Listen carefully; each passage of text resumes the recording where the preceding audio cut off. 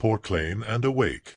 When I was a child, my grandmother gave me an old-fashioned porcelain doll. It had curly hair and wore a pretty dress. Despite being a boy, I found the doll fascinating and named her Emily. My grandmother told me that Emily had been passed down through generations in our family. It was meant to be a keepsake, a symbol of love and continuity. As a young boy, I was intrigued by Emily. I would often look at her, brush her hair, and imagine the stories she could tell. She had the kindest face, with blue eyes that seemed to sparkle in the light. I never felt alone with Emily around. But things started to change when I was about 8 years old. One night, I woke up to the sound of soft humming. At first, I thought it was my mother, singing a lullaby. But then I realized the sound was coming from the corner of my room where Emily sat on a small wooden chair. The doll's eyes seemed to be looking straight at me. I was terrified, but I couldn't look away. Her eyes, which once felt comforting, now seemed to follow me wherever I moved. The next morning, I told my parents about the humming. They brushed it off as a bad dream, saying it was just my imagination running wild. I wanted to believe them, but deep down, I knew something was wrong. However, the humming continued every night.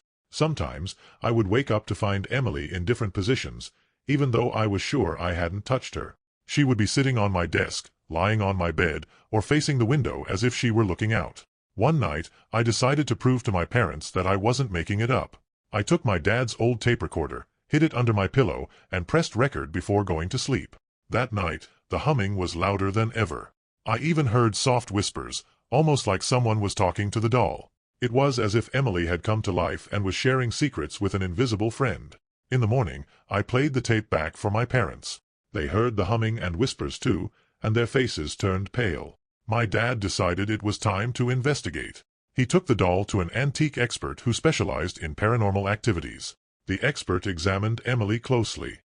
He held her gently, turning her over and inspecting every inch. After a long silence, he looked up and told us that the doll was haunted by the spirit of a little girl who had died tragically many years ago. The spirit was lonely and wanted company, which is why the doll seemed to move and hum.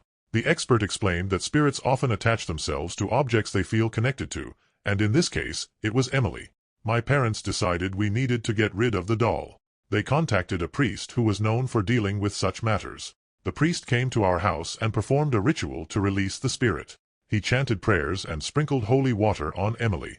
After the ritual, the priest buried the doll in a sacred place, ensuring the spirit would be at peace and could no longer haunt anyone. From that day on, we never heard the humming again.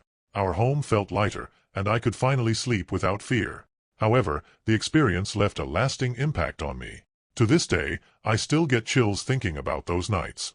I never kept another doll, and every time I see one, I remember the haunted doll named Emily and the nights filled with eerie humming. Even now, as an adult, I can't help but wonder what would have happened if we hadn't taken action. The memory of Emily serves as a reminder that sometimes, the things we love can hold secrets beyond our understanding.